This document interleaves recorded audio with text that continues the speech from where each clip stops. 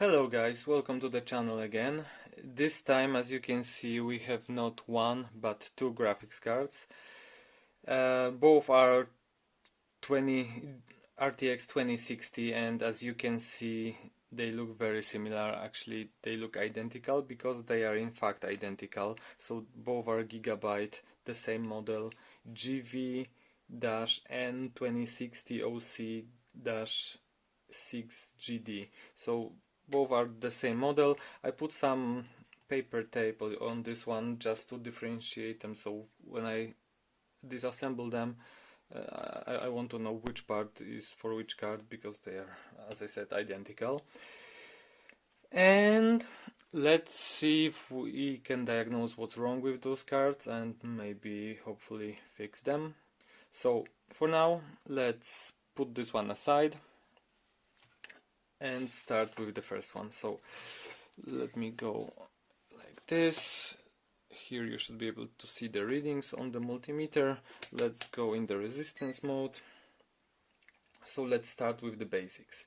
So I will not disassemble the card yet, I will just do the initial inspection and measurements I can do without disassembling the card, just to diagnose quickly.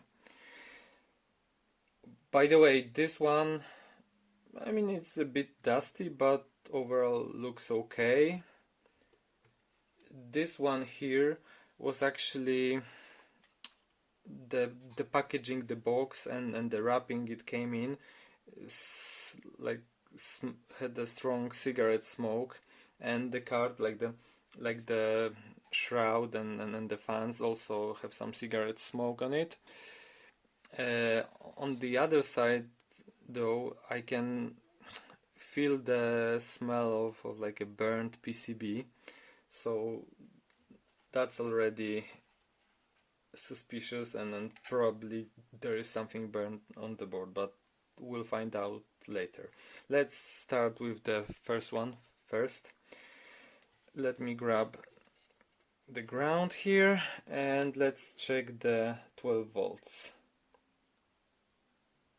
Oh, and we have open line, which means there's probably a fuse somewhere, but I don't see it here on this side of the board, so probably it's on the other side, and most likely the fuse is broken, it's gone, it's blown, and probably I would assume there will be a short on the other side of the fuse, on the board side, let's say, because usually fuse don't fail on their own. That's very uncommon, to be honest. So most likely there's something shorted after the fuse. And can we see the fuse here? No, we cannot. Well, actually we can see the fuse, but only one side of the fuse, which, well, will not tell us anything, and the other side I cannot reach with the multimeter. So okay, let's measure the rest quickly, and then we'll move to the other card. So let's check 3 volts. That's the fourth pin from the notch. 3, 4. Fourth pin from the notch, and it's in kilo ohms, like 46 kilo ohms. Looks perfectly fine. And then another basic thing is the, not sure if you can see it well like this. Let me grab the ground here and check the 12 volts connector. So this side is ground most. Oh, you don't see the, sorry, you don't see the, let me do it like this so you can see everything. So let's check the ground pin, and we expect short here, of course, and the other should be 12 volts, and here we have kilo ohms, mega ohms, kilo ohms again. So anyway, quite high, so I'm not worried about it.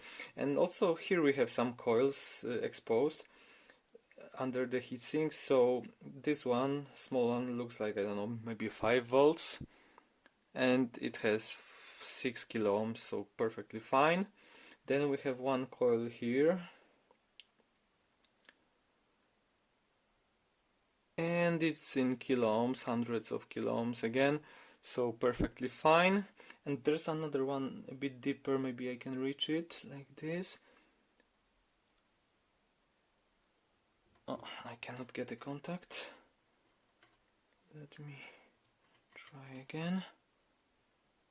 Do we get a reading? What? Why I cannot reach it? Okay, it's around 13 ohms, 14 ohms, something like this.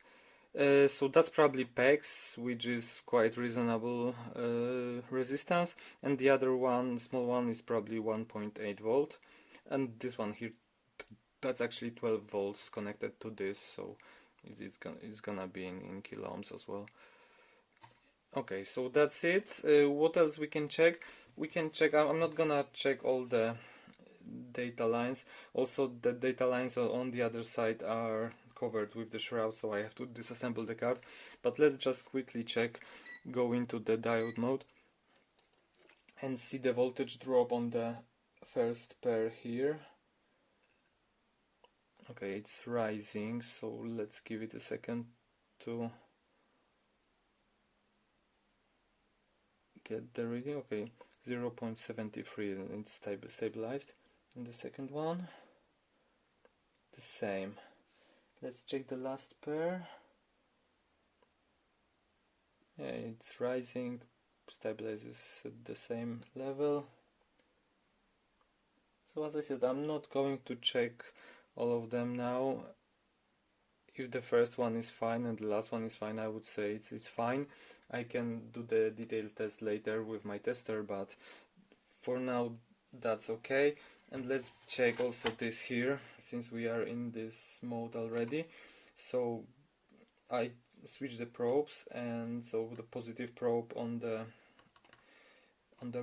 ground here, and then first pin from the notch on this side, and we have 0.7 voltage drop, which is fine, and then the second and third from the notch on the other side. That's reference clock. By the way, the previous one was PEX reset, if you probably remember from my other videos. So 0.8, and the other one is 0.8. And are they shorted? No, they are not shorted. Okay, so to sum up, we have a problem on the 12 volts from the PCI Express slot. We'll disassemble the cards, both cards, and get back to that later. So let me put this one aside now and quickly measure the other one. So let's get back to resistance mode. Okay, probe on ground, checking 12 volts from the PCI Express slot, and is it shorted? No, it's not shorted, and it's healthy 1.4 mega ohms, something around this, so perfectly fine, perfectly healthy number. And pin number 4 for 3.3 volts, that's 250 kilo ohms, perfectly fine. Then let's check 12 volts here. Let's check 12 volts, and what do we have here? Oh, 1.6 ohm, which is almost dead short. So in such case, I would assume most likely there's a shorted MOSFET or DRMOS on the 12 volt line, which is powering the core.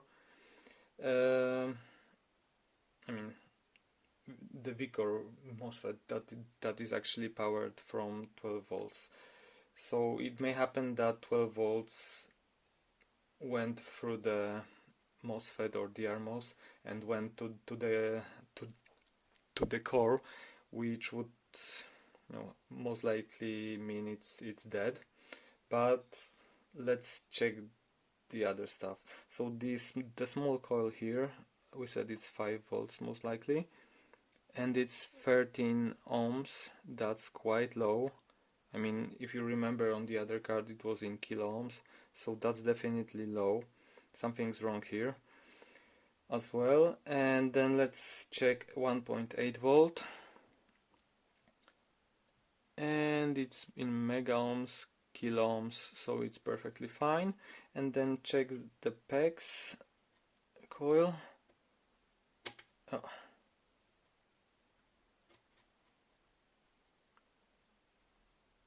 Okay, it's 15 ohms, so again it's healthy, it's similar to the other cards, so that's actually good news, because short on PEX most likely means dead core, and that's not what we want to see. Okay, so let's check the data lines as well. Diode mode again, like so, and we check the first pair. Is it? Oh, sorry, it's not this one. And again, it's similar to the other one, slightly higher. So that's 1 and 2, the same. And the last pair, this one and this one, seems the same. So I mean, I would need to check all of them. I can do it off camera, I don't want to bore you to death, but let's assume it's fine, and that gives us hope that the core is also fine. I mean, we'll see, we'll find out.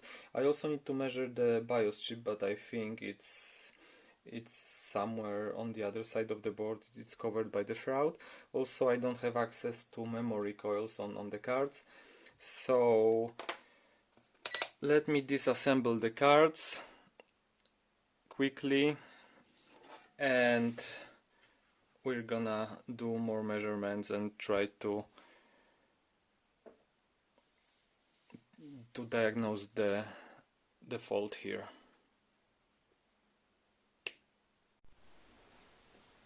We have both cards disassembled now, so as you may see if you look closer,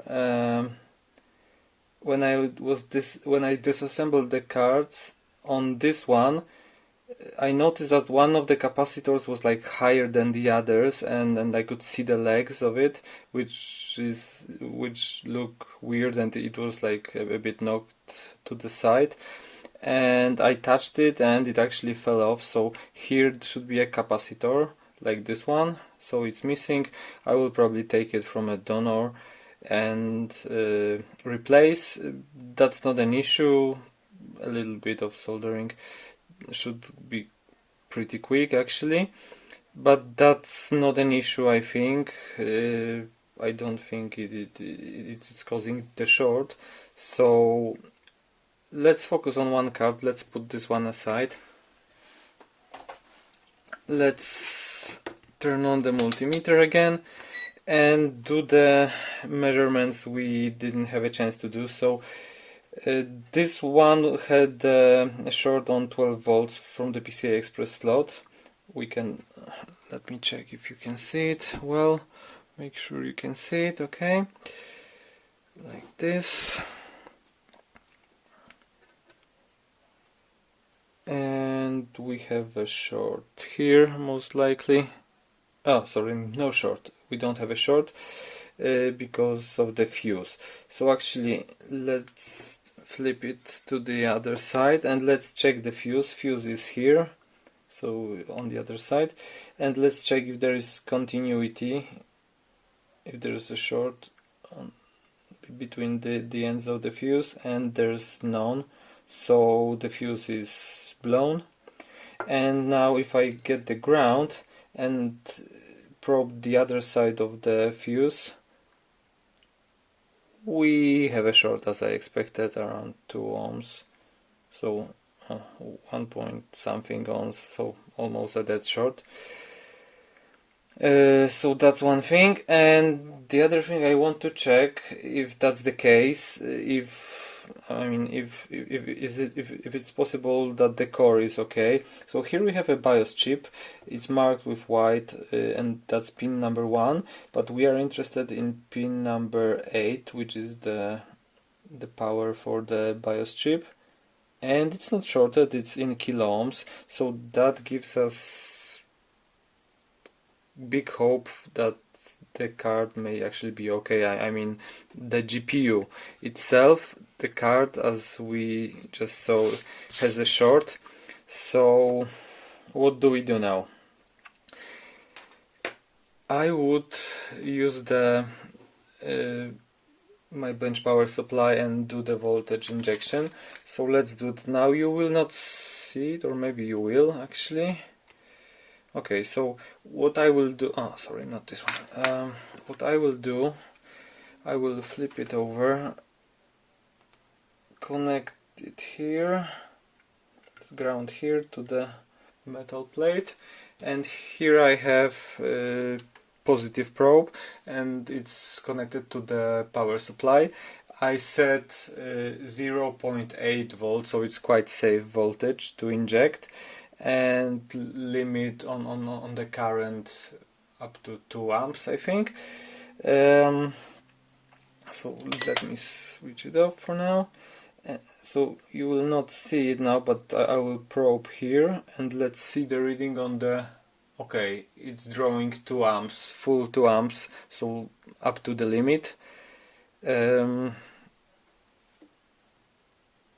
Yeah, so I can show it to you real quick. So I'm injecting the voltage again, and as you can see on the power supply, not sure if you can see it. Can you see it? Let me focus. Oh, should be able to see the reading. Oh, it's okay. It's not shorted now. It is shorted. It's drawing 2 amps at 0.8 volt. So we have a short somewhere.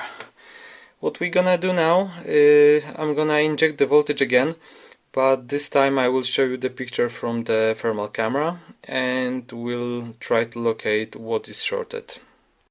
Right, so the thermal camera is on. The fuse is located here on the board, so let me inject the voltage and see what gets hot.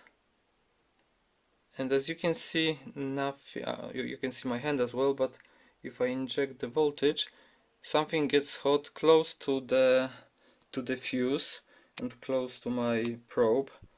So actually we cannot see it right now. Let me get closer and change the focus to actually be able to see it from here. Can I get it? Oh, okay, sharper. So now I'm injecting the voltage again. You can see my probe and something's getting hot, and this looks like a capacitor. I can show it to you later, but it even looks like a capacitor here. So it have both sides and it's big, so it's probably a capacitor, quite a big one actually. Okay, so looking under the magnifying glass, we can see our fuse over here. It's marked with number 10, so it's 10 amp fuse. And the capacitor that was getting hot is this big guy here. So yeah, I'm gonna replace it. I'm gonna remove it and see if the short is gone. And if the short is gone, I'm gonna replace it. So probably I can find a board view for this graphics card and see what value is the capacitor, and then I have sets of new capacitors, so I can replace this one. And I also need to remove the fuse and change it to a good one.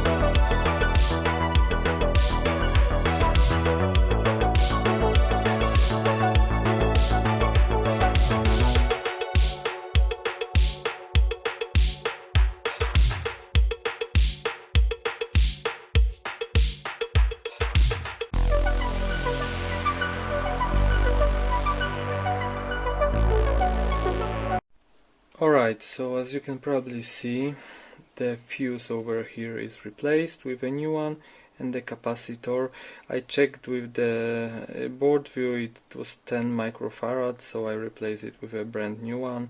Same for the fuse. Also, this one had the missing capacitor in here, so I replaced it as well. I took it from a donor motherboard. Yeah, and that's it. Let's check now the resistances again. Get the ground, and let's check 12 volts from the slot, and we have kilo ohms, actually mega ohms even. So yeah, it's in kilo ohms, mega ohms, so quite high. That's very good. Also, one thing we didn't check before was the memory coils here, so let's check it as well. And we have 36, 37 ohms, which is perfectly fine for memory, which is Samsung. It's perfectly fine, and the rest is fine. Just to double check, let's check 12 volts as well. We can check here. Okay, it's in kilo ohms, mega ohms. That's fine. So I guess it's 3.3 volts again. It's fine. So I think it's safe to turn on the card. Let's check pegs as well. Yeah, 12 ohms, perfectly fine. So we are good to turn the card on and test it, see if it gives a picture. Alright, so the first card is on the test bench. I have it here, everything's connected, HDMI, 12 volts, everything. I have a power button here. Let's start and see if we get any picture.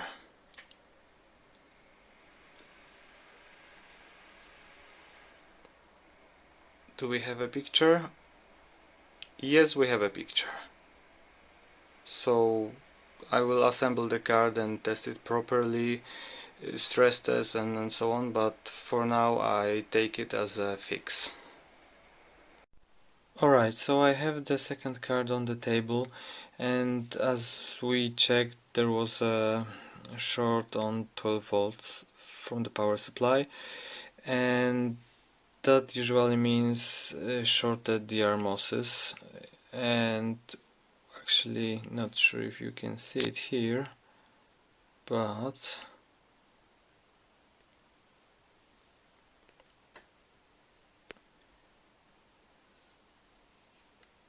the DR MOSFET right here is burned. Let me switch to microscope. Okay, and show you that on the microscope. So this is the first DR MOS, and it's obviously burned. So you can see the burn mark over here, but also like the solder balls. So because it suffered a lot of heat, I believe, everything around it is burned, and also the solder from underneath the chip was pushed outside and solidified here outside. So definitely we need to remove this chip. It may have fused itself to the board, so it may not be that easy. Not sure if I will record it or not. It's usually quite difficult thing to do. Sometimes you have to just break it and then scrape it off and then restore the pads or something, and to be able to replace it. Good news is that I have two of those chips handy, so I ordered from China some time ago, so hopefully if we can remove it, and if the short is gone, then we can probably replace it. Also, there is a capacitor here. I will check with the board view what capacitor is this, but the main thing now is to remove this guy over here. Also, going a bit up, we have another one, and this one, well, it looks better, to be honest. It has a stain here, and I think it also suffered some heat, but maybe it's just dirty, I don't know, but definitely suffers some heat because there's another solder ball in here. So I will remove the first one and see if the short is gone. If the short is gone, then I'll probably just clean here and move on. If we still have a short, I will also remove this one because I feel that they are connected, and I'm not sure if it's only the heat that was in this area, or is it because they both are dead. So let me remove both chips, or at least the first one, and see how it goes. Okay, so to summarize, I have removed both DR mosses, and that's the first one, and well, I removed like most of it here, but then here it came off with the pad underneath, and as you can see, it's completely black charred, and it's completely carbonized inside. Of course I could dig more because I already drilled a little bit to clean it, but the burn is so big that we have basically internal short somewhere here, and I don't think it can be fixed. And on the other one it's a bit better. There's the remains of the pad, so I could probably fix it, but yeah, I don't know. I removed both, but honestly it looks very very bad here. And also, if I flip the board to the other side, I just need to adjust the height of the microscope.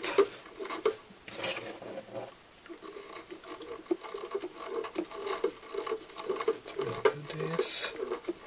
Okay. Then let's get the focus. Not sure if you can see it here very well, but it's just simply burned, completely burned, and like you have the ripped traces like hanging like this, and the pads and everything. So actually, if I scratch this here, I would probably, well, I'm sure I would just go to the other side of the board. That's how deep I drilled on the other side, and everything is burned and falling apart, and probably shorted as well. So as I said, this is for me this is a no fix, but I could still use the board. I mean, salvage some components from it and use for spare parts. So probably I will do it. Based on the measurements, I'm pretty sure that the GPU is okay. I mean, I would bet like 90% that it's probably okay.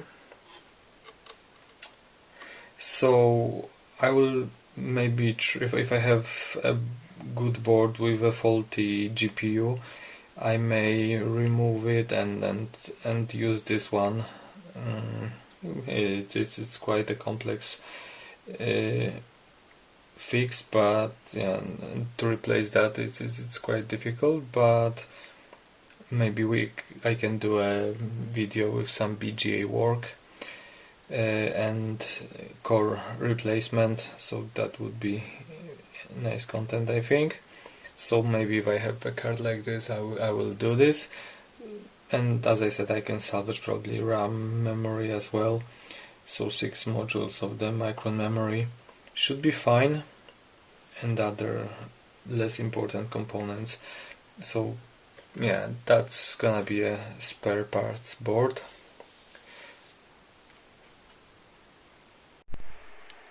The first card has been running for almost 4 hours. You can probably see it here. Almost 4 hours. And then we have GPU Z readings. So the temperature stabilized at 70 and hotspot at 87, 88 maximum. Well, nothing special, but it's also quite okay considering this is not like high-end cooler on this card. I guess it's fine and it's acceptable and everything is fine. So yes, the card is a fix and the other one is not. So if I were to summarize it, I paid similar amount of money for each of those cards, and probably if I sell this one I will compensate for the loss. So basically I will get back what I paid for both the cards, and that's it. I will finish you know, at zero balance, but I guess it's fine for me because I'm not doing it for a profit. I just want to learn and get the experience fixing stuff. So as long as I can learn and do it for free, let's say, then it's perfectly fine. So thank you for watching. Hope you liked the video. It's probably a bit longer than usual, but well, we had two cards. Probably would be even longer if I had fixed two cards, but well, it is what it is. Maybe we'll follow up on the on the GPU, so maybe I can extract the GPU from that card, and if I have other card with faulty GPU, I can maybe transplant it and do some BGA soldering. So I think that would be interesting as well. And for now, thank you for watching, and if you liked the video, please subscribe to the channel.